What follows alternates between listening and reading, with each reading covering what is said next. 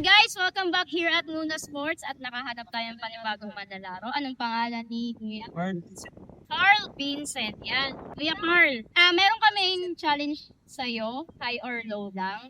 Okay, para sa ating first round, Kuya, high or low? Low. Okay, low. Para sa ating first round, low ang pinili ni Kuya Vincent.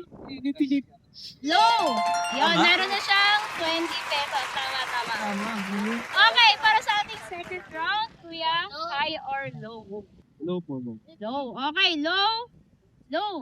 Tama si Kuya, meron na siyang 40 Ang galing! pesos.